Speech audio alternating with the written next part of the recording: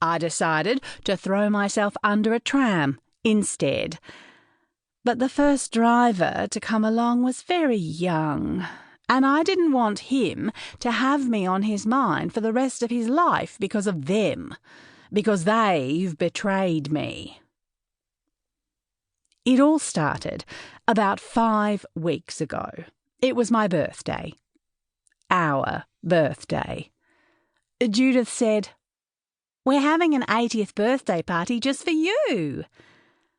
As you know, it was actually our 79th birthday, but I just let them be a year early and got on with enjoying my day out. Lovely lunch. I had a prawn cocktail and a slice of cheesecake. The cream wasn't real, but it was still nice.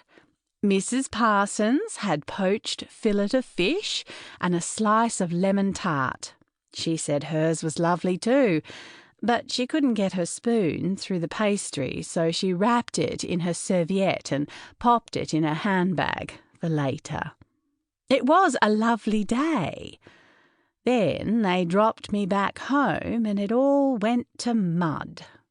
Judith told me I had to go to a home, and I said, "I've got a home."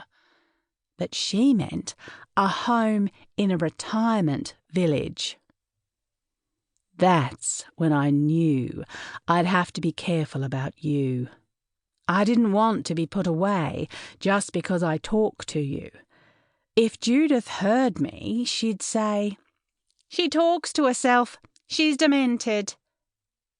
These past weeks have been truly dreadful. As I say, it all started on my birthday, and then they moved Florence in, and, well, it ended last Sunday. It was the last straw, so here I am.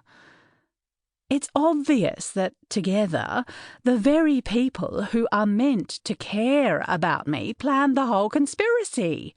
As the saying goes, crows everywhere are equally black. Why? That's what I want to know. Why would they do that to me?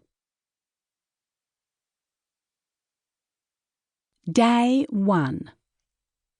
Walter told them to be dressed and ready for the surprise birthday party by 11. So, on Sunday, Margery inched out of bed especially early to eat her breakfast.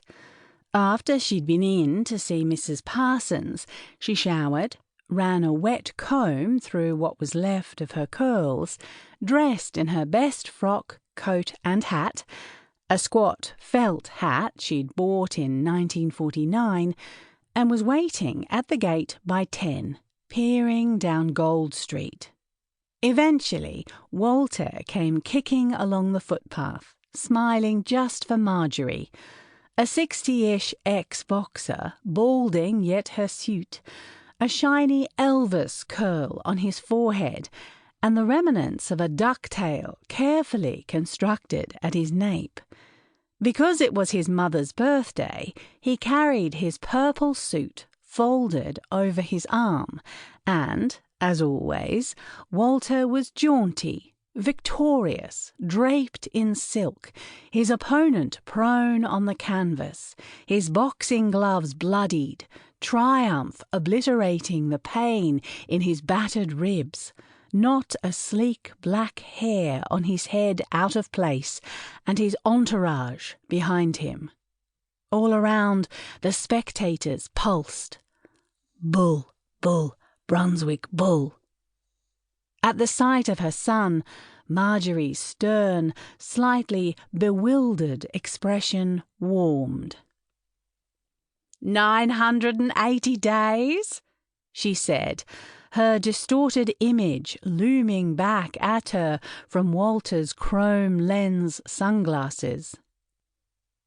980 days without one single drink, he said, and kissed her on the cheek.